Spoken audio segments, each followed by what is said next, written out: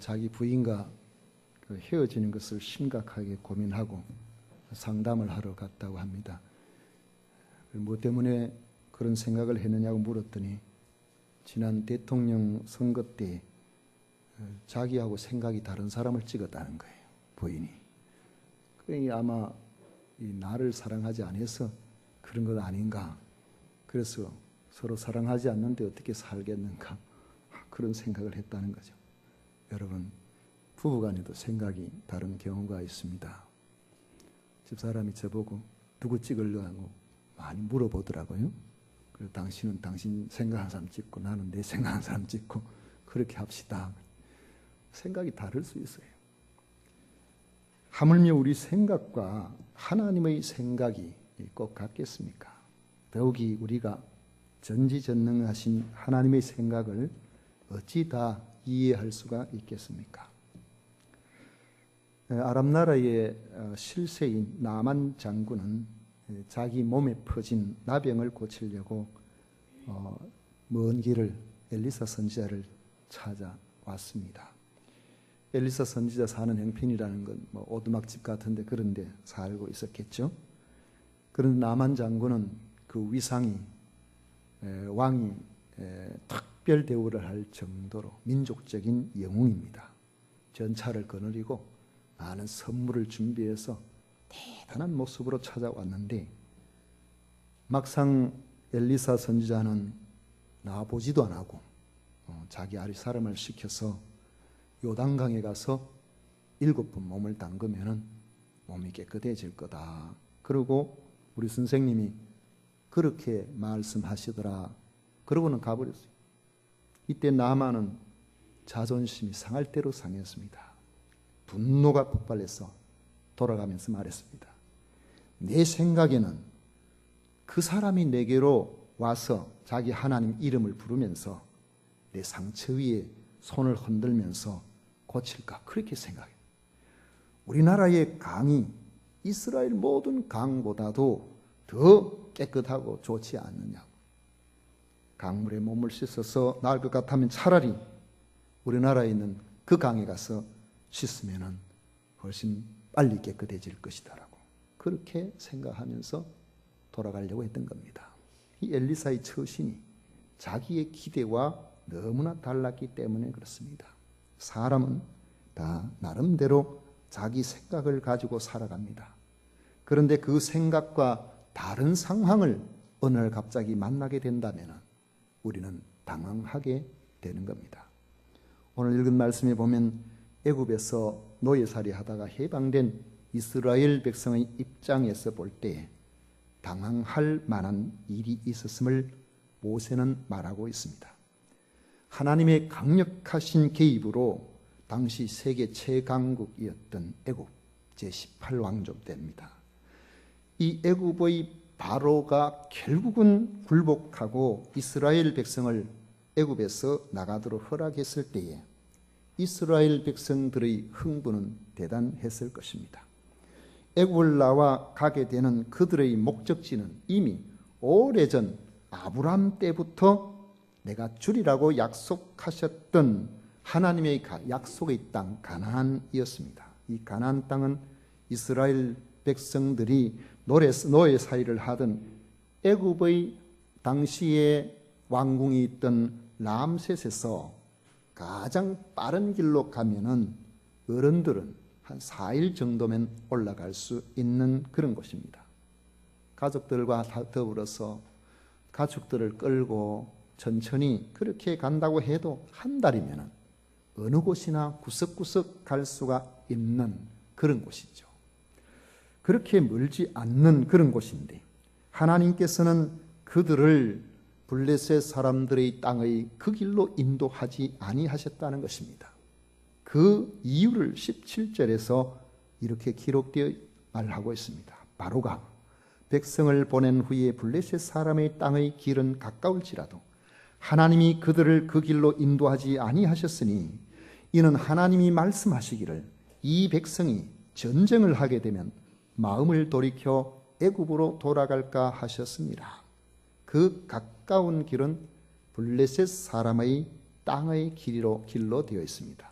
그 길은 해안가 길입니다. 그래서 아주 평탄하고, 그리고 가나안 땅으로 가는 데 있어서 북쪽으로 쭉 올라가면은 그렇게 멀지 않는 그런 곳입니다. 거기에 살고 있는 블레셋 사람들이 문제는 호락호락 길을 열어주지 아니해서 결국에는 이스라엘 백성들이 그들과 전쟁을 하게 되는 이런 상황이 오게 될 것이라는 것이죠. 이스라엘 사람들은 지금 애굽에서 급하게 나오는 가운데 무장도 되어 있지 않습니다. 훈련도 되어 있지 않습니다. 그들은 그냥 하나님께서 보내주시니까 그곳을 나왔습니다. 이제 그들은 가나안 땅에 들어가게 될 것이라는 이러한 마음으로 하나님이 약속하신 그 땅으로 이제는 종살이를 하지 아니하고 자유롭게 살게 될 것이라는 이러한 기대로 그들은 흥분되어서 지금 가고 있는 중입니다. 그런데 이런 사람들이 갑자기 전쟁 상황을 맞이하게 된다면 그들은 겁을 집어먹고 다시 애굽으로 돌아가려고 할 것이라는 겁니다. 블레셋 사람들은 당시에 철기 시대를 연 히타이트인들입니다. 해족속으로 성경에 기록되어 있죠.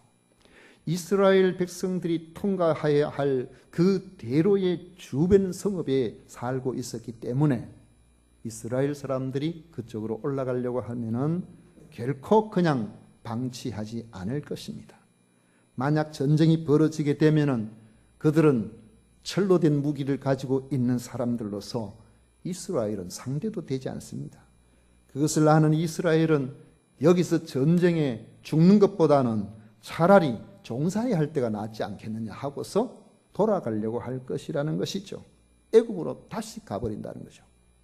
물론 하나님의 능력은 애굽도 제압을 하셨는데 블레셋이 아무리 강하다고 할지라도 하나님이 역사하시면 블레셋을 얼마든지 제압하고 물리치게 하실 수 있을 겁니다. 그런데 하나님께서는 그 하나님의 능력으로 블레셋을 물리칠 테니까 가깝게 빨리 가나안 땅으로 가라고 하지 아니하셨습니다. 무엇 때문일까요? 막 출애굽한 이스라엘 백성들을 생각해 보면 오늘 어쩌면은 예수님을 믿은 지 얼마 되지 않은 초신자의 상태와 같다고 볼 수 있습니다. 주님을 전혀 알지 못하던 그런 사람이 전도를 받고 혹은 교회를 출석하고 그 신앙생활을 이제 막 시작을 했는데 예수님께서 나를 위해서 십자가에 나를 대신해서 죽으셨다는 이 진리를 하나님의 성령에 의해서 받아들이고 나도 구원을 받았구나. 죄와 사망의 권세에서 나도 해방이 되었구나. 이것을 우리가 믿게 되었습니다. 얼마나 기쁩니까? 이 구원의 은혜를 받은 사람들은 하나같이 세상이 달라 보이더라는 그런 이야기를 간증적으로 합니다. 이제 하나님의 그 크신 사랑과 성령의 능력으로 애국과 같은 죄와 사망의 권세에서 막 해방되어 초신자로서 교회의 여러 법도나 하나님의 말씀이나 이런 거 잘 모른단 말이죠. 그냥 예수님 믿으니까 좋고 마음이 평안하고 그냥 기쁘더라 이렇게 생각하고 하나님이 살아계시면은 나에게 있어서 좋은 길, 평탄한 길, 넉넉한 길, 병도 없는 그러한 삶을 살지 않겠느냐는 이런 생각을 해볼 수 있죠. 이런 면에서 초신자 입장에서 보면은 자기 앞에 바로 하나님이 약속하신 젖과 꿀이 흐르는 가나안과 같은 천국 생활이 자기 인생 앞에 펼쳐질 것이라고 기대할 수 있습니다. 그런데 교회 나온 지 얼마 되지도 않았는데 뜻하지도 않았던 생각지도 않았던 문제를 만났다고 생각을 해보십시오. 그 문제는 어쩌면 집안의 우환일 수 있습니다. 사업이 꼬이는 경우도 될 수 있습니다. 인간관계가 흐트러지는 이런 상황이 될 수도 있을 겁니다. 이럴 때에 만약에 신앙생활을 아주 오래 하지 아니한 그런 분이 전능하신 하나님을 믿고 담대하게 기도하며 이 영적인 문제를 헤쳐나갈 수가 있겠느냐는 것입니다. 아마 대부분의 사람들은 마음이 흔들릴 겁니다. 우리 그런 이야기 많이 들어봤잖아요. 너 교회 다니는 집안이 망한다고, 교회 다니면 집안이 안 된다는 그런 이야기 많이 들었잖아요. 그러니까 그런 어려운 일이 생기면 그게 딱 머릿속에 들어져. 예수 믿으면 집안 망한다고 하더니만은 정말로 그런가 보다. 이런 마음이 어떻게 보면 두려움으로 우리에게 다가올 수 있습니다. 실제로 그것 때문에 교회를 안 나오고 나오다가 얼마 안 있어 믿지 않겠다고 포기해버리는 그런 사람도 종종 있습니다. 왜 그럴까요?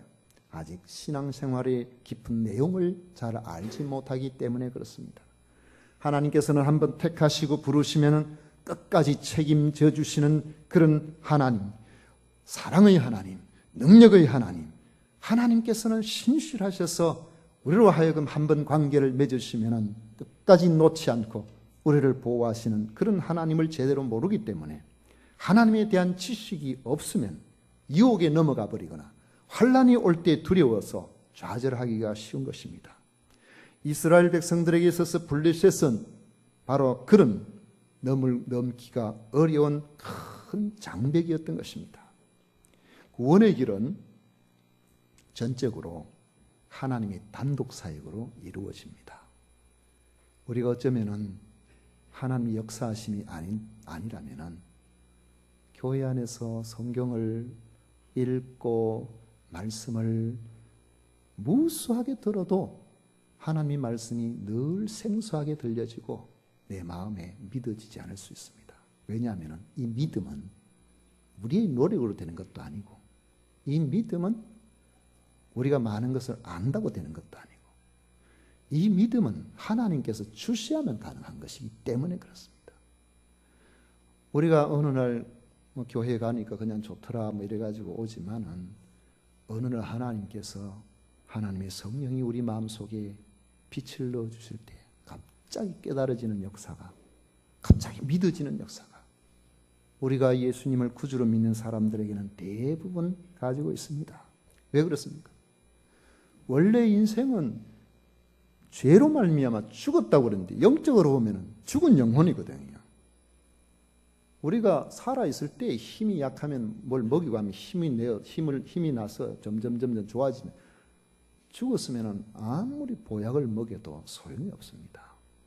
영적으로 보면 우리는 죽은 사람, 죄로 말미암아 완전히 소망 없는 그런 사람입니다. 그런데 하나님께서 특별하신 은혜로 예수님을 통해서 구원 얻는 길을 허락해 주시고 하나님의 영 성령께서 우리 마음속에 찾아와 주셔서 우리의 마음에 믿음을 넣어주신 거예요. 그래서 우리가 믿게 되는 거죠.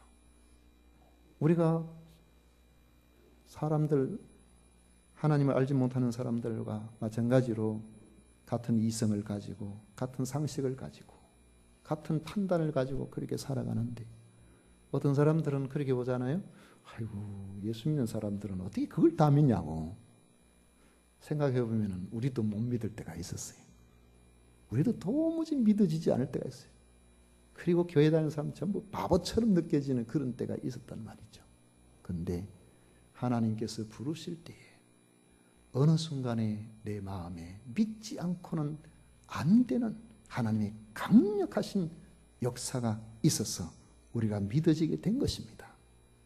마치 바로를 굴복시키고 자유의 몸이 된 이스라엘 백성들처럼 하나님께서는 우리를 강제적으로 하나님의 영으로 말미암아 구원의 길로 허락해 주신 것입니다. 그래서 하나님 앞에서 나는 구원을 받았습니다. 나는 하나님의 자녀가 되었습니다. 죄와 사망에서 나는 자유롭게 되었습니다. 그렇게 말할 수가 있는 것이죠. 그렇지만은 가나안으로 가는 길은 하나님의 단독 사역이 아니고 하나님의 약속에 대한 믿음으로 가게 하신다는 거죠. 구원은 하나님께서 마치 이스라엘 백성들이 종살이 할 때 그들이 노력한 것은 아무것도 없지만 오직 하나님의 강력한 역사로 바로를 굴복시켜서 보내준 거 아닙니까?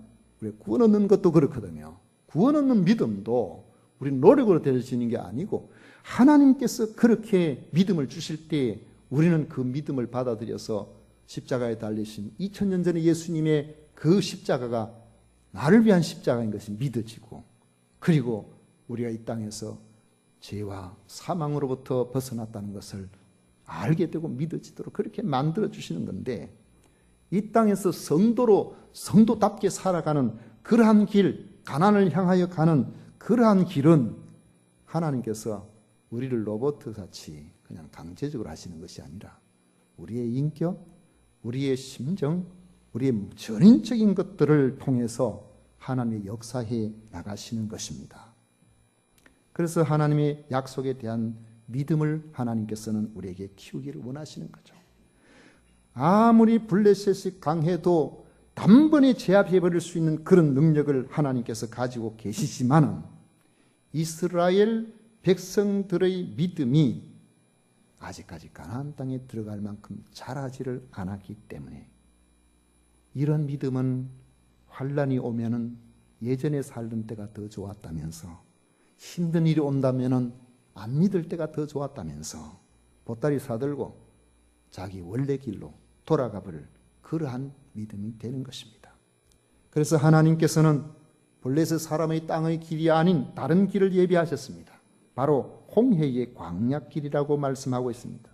18절에 보십시오. 그러므로 하나님이 홍해의 광야길로 돌려 백성을 인도하심에 이스라엘 자손이 애굽 땅에서 대열을 지어 나올 때에, 하나님이 인도하신 홍해의 광야길은 블레셋 사람의 땅의 길에 비하면 너무 험한 길입니다.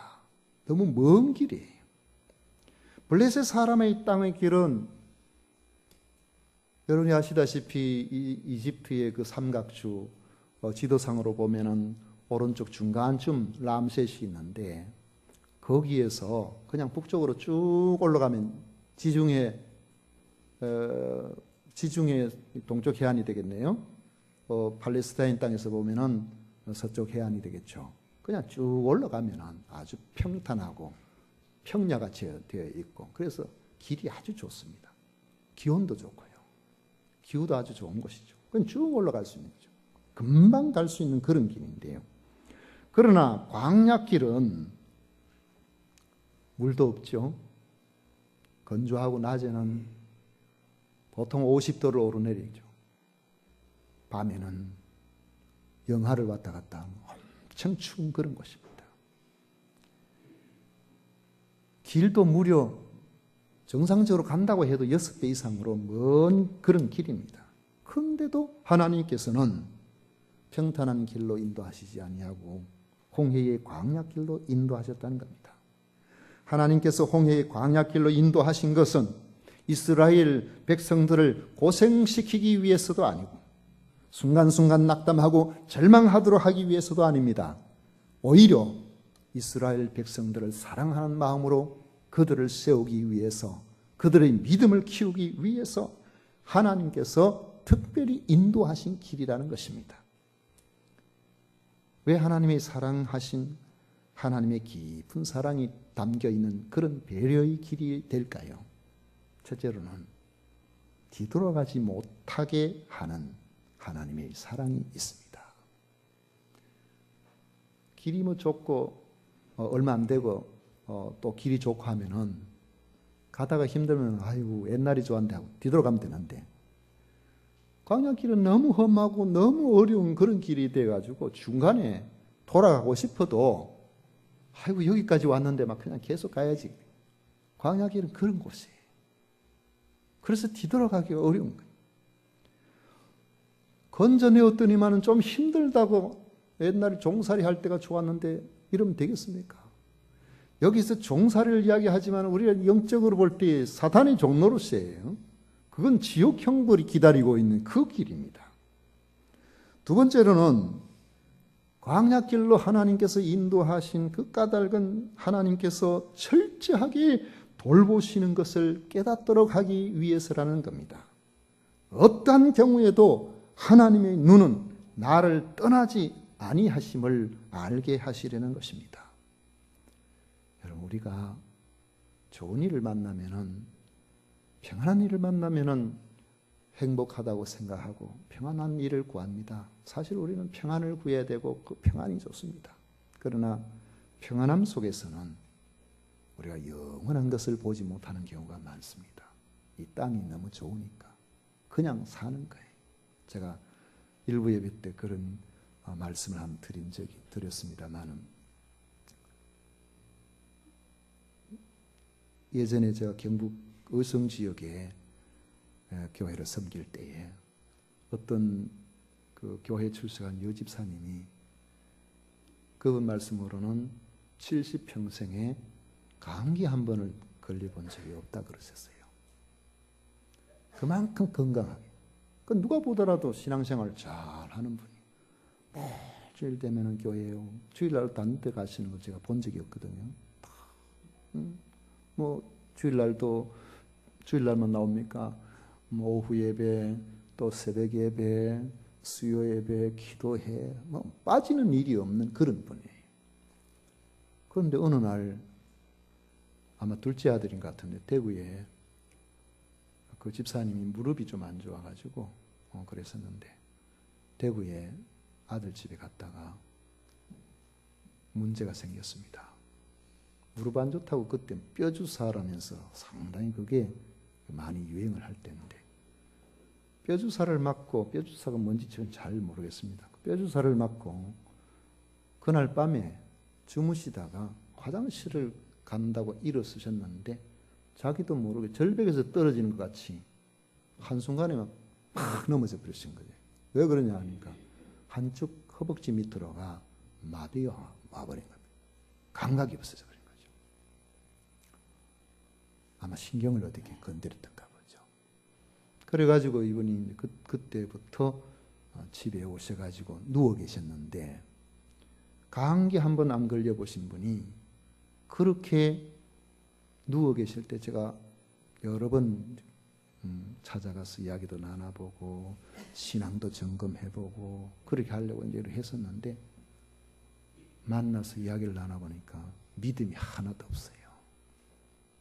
구원이 뭔지도 잘 모르고. 저는 신앙생활 잘하는 줄 알았거든. 그런데 막상 만나서 보니까 제가 복음을 이야기하고 하나님의 사랑을 이야기하고 진리를 이야기하면은 결론은 항상 이분하고 이야기하면 땅의 것들로 바뀌어져 버려요. 3개월 만에 돌아가셨어요.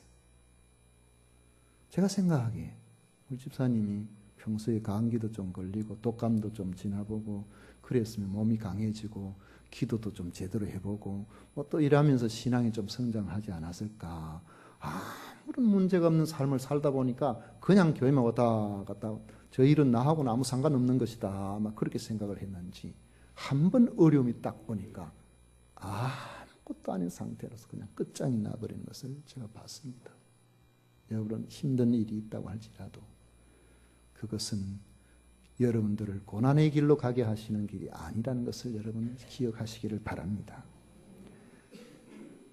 홍해의 길로 인도하신 하나님의 깊은 사랑은 또 한 가지는 신실하신 하나님의 언약에 대해서 알게 하시려는 하나님의 목적이 있다는 사실입니다. 우리는 좋은 일이 있으면 보통 보면 사람들과의 관계에서 변덕이 많잖아요. 결혼식장 가보면 사랑하겠느냐 하면 예 해놔놓고는 나중에 보면 얼마 안 돼가지고 사니 못 사니 이렇게 되는 경우가 참 많잖아요. 그 사람과의 관계는 이런 부분이 많지만은 하나님의 사랑은 그렇지 않다는 겁니다. 하나님은 좋을 때는 사랑하고 안 좋을 때는 안 사랑하고 이러한 분이 아니고, 하나님의 사랑은 끝까지 책임지시는 사랑이에요. 하나님의 사랑은 끝장을 보는 사랑이에요. 하나님의 사랑은 성실하신 사랑이에요. 좋을 때도 하나님 나 사랑을 알지만 안 좋을 때를 만나서 하나님께서 정말 나를 사랑하시는구나, 그걸 알게 합니다. 그래서 이러한 사랑은 세상 사람들이 말하고 있는 그러한 사랑이 아니라 성결에 이르는 사랑이에요. 우리로 하여금 철저하게 하나님께로 나아가게 만드는 그런 사랑. 하나님께서는 이미 모세를 부르실 때에 호렙산에서 언약의 말씀을 주실 것을 약속하신 바가 있죠.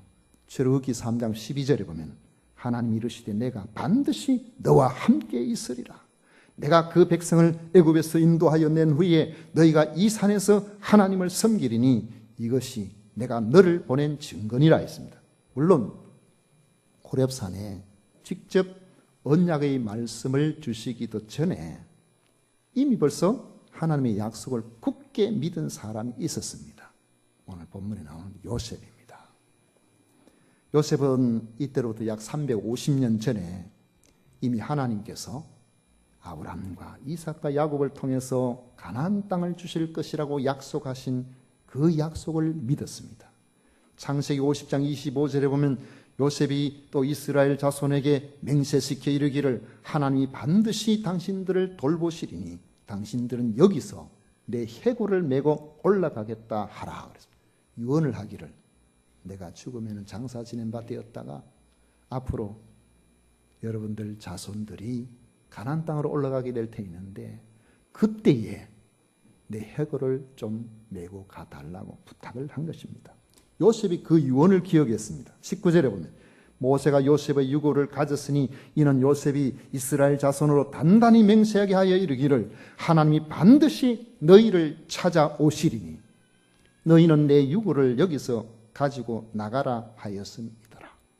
여러분, 하나님이 약속하신 이런 약속들은 우리가 땅에서 되어지는 우리 환경, 우리 여건 이것만 생각하면은요, 이 믿음으로 받아들이기 어려운 부분이 있습니다. 왜 그러냐면은 현세를 사는 우리들은 우리의 삶이 그렇게 안 길거든요. 70, 80밖에 안 되는 인생을 살기 때문에 하나님은 영원하신 분입니다.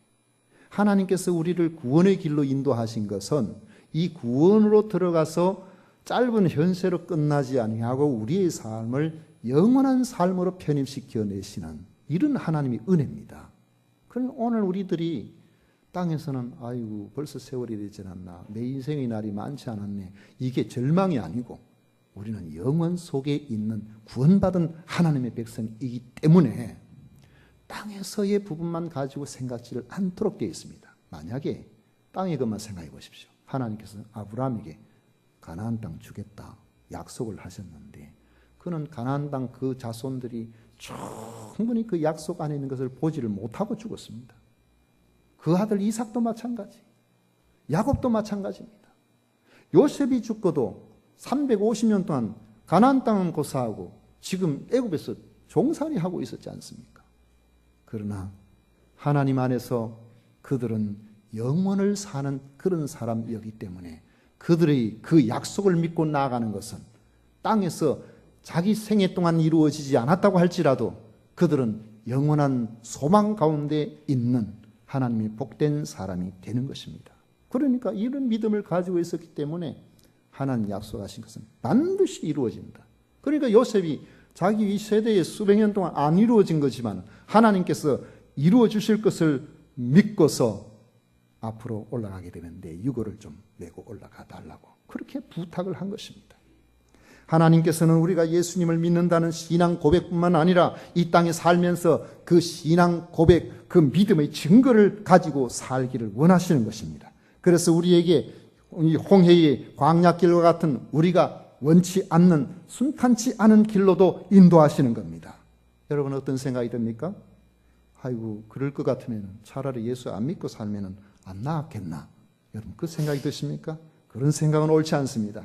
세상과 같은 애굽에서 나오지 아니하면 죄악의 도성에서 바로와 같은 이 사탄에게 끌려서 평생 죄의 종살이를 하다가 어느 날 허무하게 영원한 심판에 들어가게 되는 것이 하나님의 약속의 말씀에 나와 있습니다.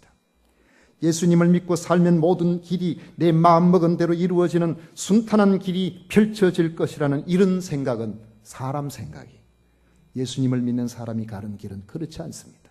그런 길이 있는 것처럼 평탄한 길이 나 앞에 전적으로 펼쳐질 것처럼 생각하고 가보면은 한순간에 블레셋 같은 거대한 적들을 만나게 되고 그래야만 두려워 떨면서 그냥 굴복해 버릴 수가 있습니다. 하나님께서는 그런 나약한 성도를 원하지 않습니다. 하나님을 철저히 믿고 나가는 강력한 믿음의 전사가 되기를 원하시는 겁니다. 그래서 홍해 광야길로 인도하여 우리를 훈련시켜서 어떤 경우에나 가나안을 향하여서 달려갈 수 있는 이런 하나님의 사람으로 살기를 원하시는 겁니다. 모세는 하나님의 명령하심을 따라서 순종해서 이스라엘을 홍해 광야길로 가도록 그렇게 했습니다. 광야에는 낮에는 뜨거운 열기로 밤에는 추위 때문에 사람이 살지 못하는 곳입니다. 그들은 출발지에서 북쪽으로 쭉 올라가면 되는데 그렇게 가지 아니하고 동남쪽으로 약 50km 떨어져 있는 숲곳이라는 곳으로 갔다가 다시 광야 끝 에담으로 갔습니다. 광야로 들어섰어요. 벌써 한참 간 겁니다. 그러나 이것은 단지 출발입니다. 그들은 계속해서 광야의 길을 걸어가야 됐습니다. 그러나 염려할 필요가 없습니다. 염려하지 말아야 됩니다. 왜냐하면 믿음을 키우라고 광야로 인도하셨기 때문에 그런 것입니다. 여러분, 아버지 밑에서 편하게 지낼 때에 야곱이 하나님을 알았습니까?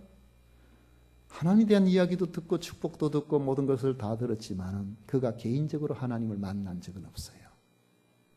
그런데 부자 돼 보려고 장자권 그렇게 탐하고 축복권 차지하려고 했던 결과로 형에게 미움을 당해서 함께 있지 못하고 사리를 가지고 있는 형을 피해서 바다나람 외삼촌댁으로 가는데 세상에서 부자 되려고 축복받아 보려고 장자권 받아보려고 했던 결과는 손에 쥔 게 없어요. 개나리 보침 같은 거 하나 들고 정처 없이 올라가는 겁니다. 헤브론 쪽에서 쭉 올라가는데 베델이라는 예루살렘에서 조금 더 올라가는 그 지역까지 갔습니다. 해가 졌어요. 얼마나 처량합니까? 아무것도 된 게 없어요. 오히려 더 어려운 상황이 있게 된 거죠.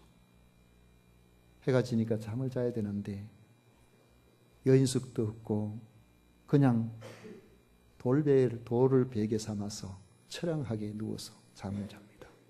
그런데 바로 그곳에 하나님께서 그에게 찾아오셨습니다. 야곱아, 나는 너의 할아버지 아브라함의 하나님이고 너의 아버지 이삭의 하나님, 내가 너의 하나님이다. 편하고 좋을 때, 바쁘게 살 때 하나님 몰랐어요. 그 외로운 곳에 아무도 없이 자기 혼자만 있는 바로 그곳에 혼자가 아니라 하나님께서 그와 함께 해주셨던 겁니다. 그를 앞서 가주신 겁니다. 그를 보살펴 주신 겁니다. 그를 붙들어 주신 겁니다. 믿음의 눈으로 보면 광야길이라고 여러분 염려할 필요가 없습니다. 하나님이 책임져 주시기 때문에. 21절 22절 보십시오. 우리 다 같이 읽습니다. 21절 22절입니다. 여호와께서 그들 앞에서 가시며 낮에는 구름 기둥으로 그들의 길을 인도하시고 밤에는 불 기둥을 그에게 비추사 낮이나 밤이나 진행하게 하시니 낮에는 구름 기둥 밤에는 불 기둥이 백성 앞에서 떠나지 아니하니라. 보십시오. 여호와 하나님께서 그들 앞에서 가시며, 너 알아서 가라, 내 함 뒤에 따라가고, 이게 아니에요. 우리 길을 앞서서 인도해 주시니 낮에는 구름 기둥으로 그들의 길을 인도하시고 밤에는 불 기둥으로 그들에게 비추셔서 뜨거운 열기를 막아주시고 추위를 견딜 수 있도록 해주시고 낮이나 밤이나 그들과 함께 해주셨어요. 백성 앞에서 뭐라 합니까? 떠나지 아니하니라. 그걸 우리는 임마누엘이라고 그래요. 하나님이 우리와 함께 계신다. 그렇게 말씀하는 그렇습니다. 성도 여러분, 여러분의 삶이 평탄하시다면 여러분 감사하십시오. 하나님께서 인도하신 내 인생의 삶의 평탄은 하나님께서 누리라고 주신 그런 환경이니까 감사하게 그렇게 지나면 됩니다.